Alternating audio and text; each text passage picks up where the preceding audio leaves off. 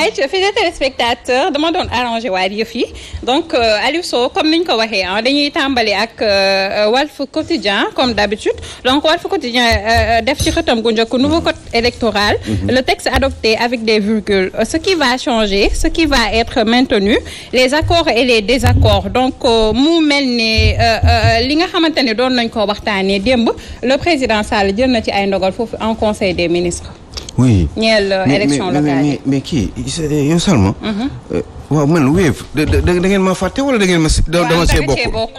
ah ci nga bokk man Wave damay woote kenn du jël sama numéro. déedéet. du jël en direct. te man dama bëggoon xam nga man affaire dóor laa doon jéem a def. dama bëggoon di nga ne moom la. waaw sinon non lii mais Sall fi mu toog mën na nekk di teg ay dilop parce que man xam nga li ma jaaxal man damay woote. kenn du jël parce que dama bëggoon woote 3 fois ñetti numéro la am bloqué sa numéro ñetti numéro la am. sa numéro lañu pour nga xam ne su ma wootee rek bii ñu jël ma jox ma 20 000 ma woote waat ñu joxaat ma 20 000 ma wootaat 3 fois mais woote naa direct ñu ne mais téléphone bi ñu may xaarloo rek. léegi journal bi crédit bi foofu jeex. kañ nga fi woote journal bi kañ laa fi woote. léegi rek ci sa autorisation. yow Salma Ibrahima Fall ñoo taxu doon mais weef nag nañu jox nañ bàyyi ñuy def quoi. donc ci noonu mu mel ne élection locale yi ñu ngi koy waajal bu baax a baax ponk yi nga xam ne opposition bi ñu mu ngi ci doon waxtaan jamono yi yëpp mu mel ni mujjee nañoo d'accord ci yenn point donc boobu bokk na ci suppression wu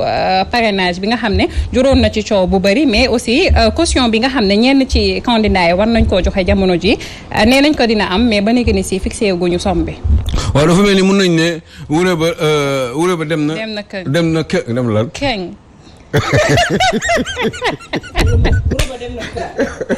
maa la invité nii dama la xam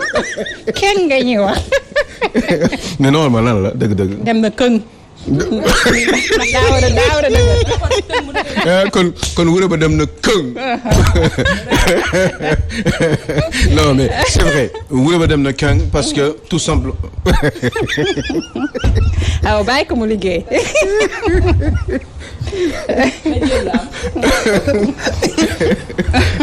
alors kon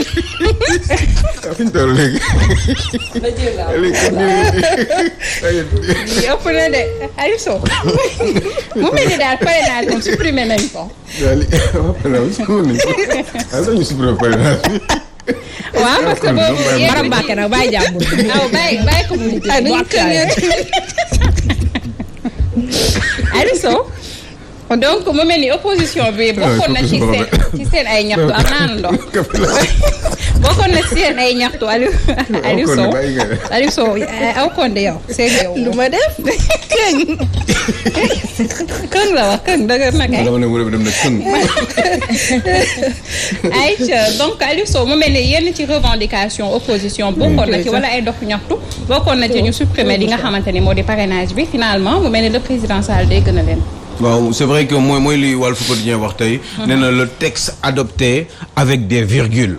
maanaam texte bi adopté nañ ko. mais ci biir adoption boobu dafa am ay détails yoo xam ne. ba léegi donc Macky Sall waxagu ci. yeegu ci yàbbiwu ci. li nga xam ne nag li tax ñu ne Walf Quotidien ne donc texte bi adopté nañ ko. mooy lépp li nga xam ne donc Macky Sall waxoon na ko par rapport ak li nga xam ne li mu waxoon dafa waxoon ni. exactement et textuellement lépp loo xam ne da ngeen ci déggoo ci dialogue bi eh ben man dama koy valider d'office je crois que c'est ce qu'il a fait Macky Sall et je crois que ni surtout point bi si gënoon am importance moom mooy élection donc maire bi au suffrage donc universel direct léegi maire bi avec ses adjoints dañ leen di fal directement ci donc liste donc majoritaire bi voilà am na benn changement bu ñu def aussi mooy xam nga dañu xaaj affaire bi en deux dañu def 55-45 55% mooy liste proportionnelle bi mais ci liste majoritaire bi 45% la donc Effectivement yooyu yëpp je crois que gars yi déggoo woon nañ ci et finalement le président Macky Sall a validé li nga xam ne gars yi déggoo woon nañ ci mais beneen détail je crois am na mooy par rapport ak caution bi la majorité donc la majorité présidentielle nee nañu ñoom caution bi dañ ko def autour de 20 millions alors que bon ben c'est vrai que c'est très difficile pour certains Sénégalais qui ont envie de faire quelque chose de travailler pour leur pour seen gox ñoom 5-10 millions la ñu wax et bien moi j'aurais même dit beaucoup moins parce que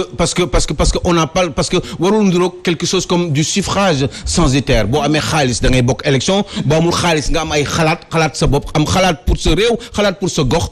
yow amuloo droit taxaw nga ne man dama bëgg am ay ndombal tànk pour defal lii sama réew wala sama gox parce que tout simplement vous n'avez pas d'argent alors ne nous dites pas que ni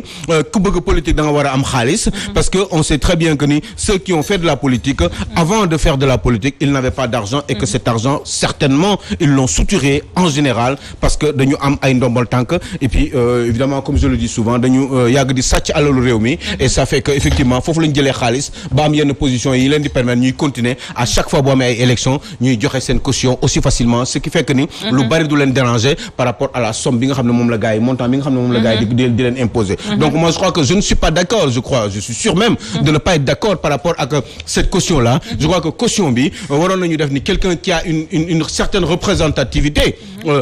wala mën nañu ko def sous forme de parrainage sax boo amee benn niveau d'électorat si je peux l'appeler comme ça war nañ la mën a bàyyi état bi sax moo la war a fayal yow say caution wala bu fekkee ne dañ la votel 100 personnes moo la votel ñu ne 100 suffrage bu nekk vote bu nekk par exemple ñu ne téeméer lay doon yaa ngi dégg wala ñu ne 1000 lay doon ak yooyu boo amee 500 000 votes nga jël 500 000 nga multiplier ko par téeméer yow loolu lañ lay jox pour nga préparer say élections etc et que état bi jël la en charge ak mu doon minimum boo xam ne buñ la nombre de voix yoo xam ne da nga ko am ci ay élections nit bu ko amee mooy tax mu am droit moom mooy tax mu am droit di n'importe quelle élection bu amee nga ñëw représenté wu bu fekkee ni nag yow musoo def élection au moins pour une première fois ñu jox la une chance loolu samay xalaat la c'est des propositions que je fais à l'État et au président Macky Sall bu fekkee ni yow musoo dugg ci ay élection musoo def ay élection am war nañ la mën a jox une chance pour une première fois pour xool yow lan ngay peese bàyyi la d'abord nga dem boo xasee ba dem nag après ñu ne léegi képp koo xam ne mës nga dem benn yoon une première fois dañ lay bàyyi gratuitement nga dem ñu mettre la ci ay conditions pour nga dem en tant que citoyen sénégalais waaw mais moi j'ai toujours des bonnes idées mais c'est que après gars yi ils vont tricher après ils vont dire tel nit moo ko wax alors que y a beaucoup de choses yoo xam ne wax naa ko tey ñi ngi nii di ko fi def quoi par rapport surtout au suffrage universel direct ci weewu vote maire yi ñaata at maa ngi koy wax 4 ans je crois 5 ans wax naa ko ci ay rajo wax naa ko fu nekk vous pouvez aller chercher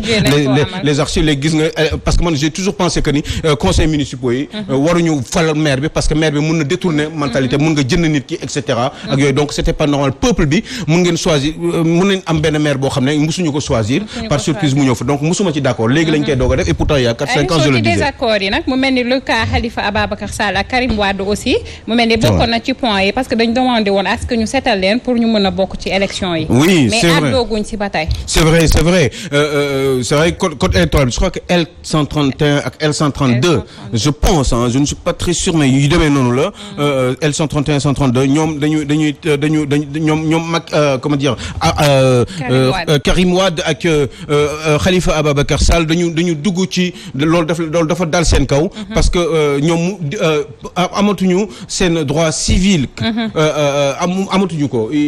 voilà ils ne sont plus couverts par cela et donc forcément ils n'auront pas le droit jusqu'à maintenant sauf décision expresse du président de la République mais ñoom ils n'auront pas le droit de se présenter à une quelconque élection que ce soit ñoom amuñu droit di ci présenter wu donc loolu il faut que Macky Sall jóg si Macky Sall moom mooy yor foofu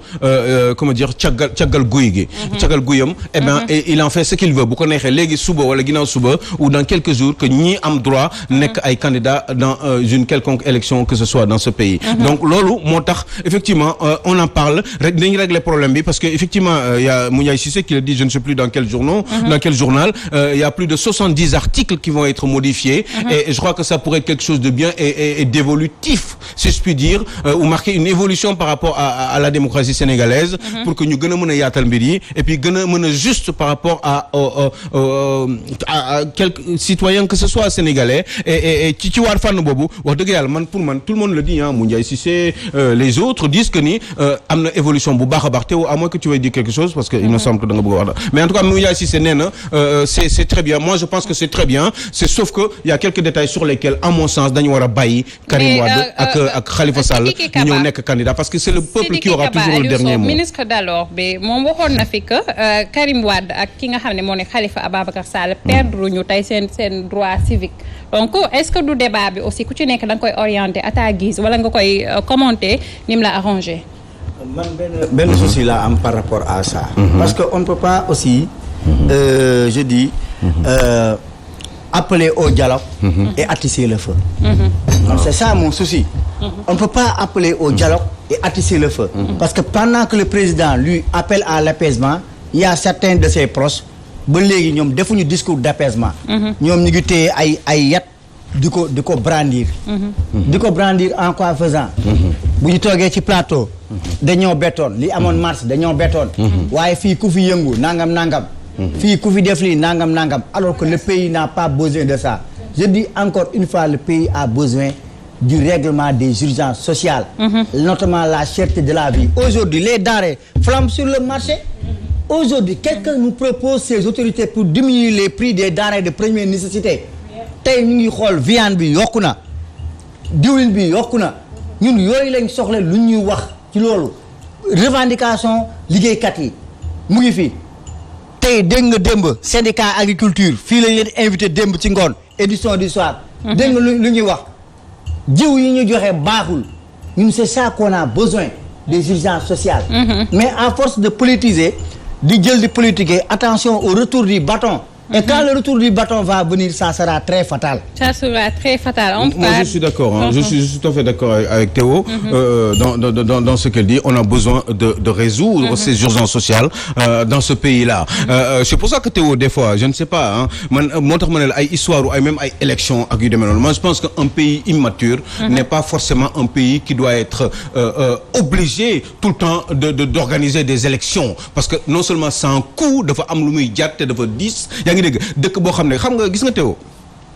gis nga ndeysaan gis nga dëkk bi bu fekkoon ni rek lépp mbir yëpp jaar na yoon normalement et que sénégalais yi en général ay nit ñu baax lañu te seen réew rek leen tax a jóg te nit ñi la ñu bëgg a jàppale mooy li nga doon wax résoudre les urgences sociales bu fekkoon loolu kese moo leen tax a jóg normalement élection sax warul am njëriñ normalement élection warul am njëriñ booy seet élection sax c'est de la triche te bu ñu amoon temps ma expliquer leen pourquoi élection en général c'est une tricherie parce que xam nga lu tax ça nous fait perdre beaucoup de temps et beaucoup d'argent alors que booy seet xoolal tey ji nii exemple rek boo xam ne pour gàttal pour ñu mën a jàll ci leneen xoolal rek élection yi passé ak Macky Sall a été élu président de la République mais genn wàll depuis 2012 genn wàll ñi contrôle Macky Sall yëpp bëggul ñu woon mu nekk président bëgg aussi Abdoulaye Wade am un troisième mandat toutes ces personnes là aujourd'hui sont autour du président à côté du président Macky Sall 36 ministres yu mujj yu Abdoulaye Wade 34 ministres yëpp yëpp tey ji ni Sénégal ñi ngi ci Macky Sall kon finalement élection yi lan la doon jëriñ parce que ñi nga xam ne dañu voté loon Macky Sall tey génn nañ ci Macky Sall dàq na leen kon élection finalement lan lay jëriñ donc des fois gis nga bu ñu amoon benn niveau de maturité et de sérieux jóg rek pour liggéeyal suñu réew normalement élection ay Suisse nii ay élection am fu sax sens te pourtant Suisse fait partie des 5-6 pays les plus développés du monde. Alors, pratiquement la première ou deuxième pays ou troisième pays bu nga xam ne moom moo gën a développé en Europe. Donc ça ne veut absolument rien dire des fois. ndax élection amoon na njëriñ waaye it ndax justice sénégalaise jamono ji ay verdigam am na njëriñ. donc loolee la Madiambal Diagne étalé fii nga xamante ni moo di direct news ndax gannaaw bañ ko tegee ci ndoddam 3 mois ferme de prison moom mi lay xam ne ni que nekk na verdict bu inédit bu nga xamante ne jamono ji méngoowul moom ak infraction bi nga xamante ne def na ko fii au Sénégal. Bah ça veut dire que moom mooy justice. et que justice tekkiwul dara. bu fekkee ni nag bu fekk ah bah si. bu fekkee ne moom dafa ne moom xam nga y a ce qu'on appelle l'autorité de la chose jugée. boobu man tey jii nii su ma nekkoon ci kanam moom muy wax loolu. dinaa ko ne mais Madiambal qu'est-ce que vous pensez de l'autorité de la chose jugée. autorité de la chose jugée mooy li nga xam ne dañ ko juger ba pare kenn waratu ci teg baat. parce que on part du principe que yoon la et le juge il ne fait que dire le droit. maanaam juge bi moom nekk du inventer. day xool kii lii mu def am na wala amul. bu fekkee ne amul ñu tegee ko nële bu dee am na ñu xool ban sanction mooy adapté wu. ak infraction boobu xam ndax dégg ngeen baax li ma leen di wax. li may wax du dañaa kenn mënu ko dindi. donc bu ñu xoolee lan mooy tax sanction bi bu dee am na ñu xool ni nan la ban infraction bu ñu constaté ni am na. ñu ne léegi infraction bi ban sanction mooy. adapté wu daan bi mooy méngoo. daan mooy méngoo ak infraction bi mu def. il me semble que juge bi loolu la def. alors si Madiambal dit que ni moom affaire bi daf ko jaaxal que c'est pas normal et que mu réfractaire par rapport à cette décision de justice. ça voudrait dire que Madiambal pense que moom mooy justice. et que la justice en réalité ne vaut pas grand-chose. et qu'il n'y a même pas de justice au Sénégal. c'est une manière de dire li mu waroon def moom sinon sax moom li mu waroon def à la limite parce que finalement il y a un paradoxe et une contradiction dans ses propos parce que sinon moom dina ne mais man waru woon def appel parce que Madiambal def na appel. donc ça veut dire que wóolu na justice ba xam na ni yaakaar na ni y a une erreur mu ne damay def appel pour ñu juger waat affaire bi parce que am na il va poursuivre le combat. mais oui il va poursuivre le combat en faisant appel mais bu naree def appel. ça veut dire que dafa am ay éléments yu bees yu mu nar a indi. pour wan juge bi nii bi ngay juger ci éléments yi nga teniroon compte dafa am yu ci manqué lii ak lii moo ci bees. bu doon sama sago nga corriger erreur bi nga def. juge bi bu boobaa moom moo koy wax ni waaw dëgg la Madiambal c'est vrai que li nga wax dëgg la éléments yi nga ma indil yu bees yi war na mën a tax ma comprendre ni yow kon li ñu waxoon ni ay kii la ay kii ay da nga fauté. eh ben loolu amul. ou alors le juge il fait le contraire il dit mais Madiambal yow ak say bagage ak say këyit ak say weccet jël ko ak say avocat ngeen toogee na le parce que man élément yi nga may indil amul importance donc je reconfirme encore li ma waxoon en première instance. donc foofu dina régler problème bi définitivement maintenant après il aura le choix d'aller dans une sorte de troisième degré de juridiction qui n'existe pas je crois au Sénégal parce que en France c'est une sorte de troisième c'est la cour de cassation. fii je crois que cour suprême la ñuy wax. mooy troisième degré de juridiction mais duñ ko waxee noonu. c'est bu mooy foofu ça veut dire que am na problème. bu boobaa beneen kii. waaw beneen yeneen juge ak ci beneen tribunal ñooy juge waat affaire bi donc pour dire que Madiambal il faudrait que à un moment donné bon c'est vrai que nee na aussi il a réussi à bâtir il a que sa crédibilité il a réussi mais machin en tout cas c'est pas ça le problème ci lii rek la ñu mën a wax en général je n'aime pas faire de dérision mais bu fekkee ne waxu crédibilité la ak waxu justice Madiambal je ne pense pas des fois que ce soit vous qui devez parler je crois que vous devriez des fois un petit peu apprendre à vous taire parce que ça serait mieux puisque bu fekkee da ngay wax crédibilité ak waxu nit ku baax ak waxu machin ak waxu ay dóor wala ay deal effectivement on sait ce qui se passe dans ce pays-là et c'est une évidence que ni vous n'avez pas du tout raison par rapport à ce que vous dites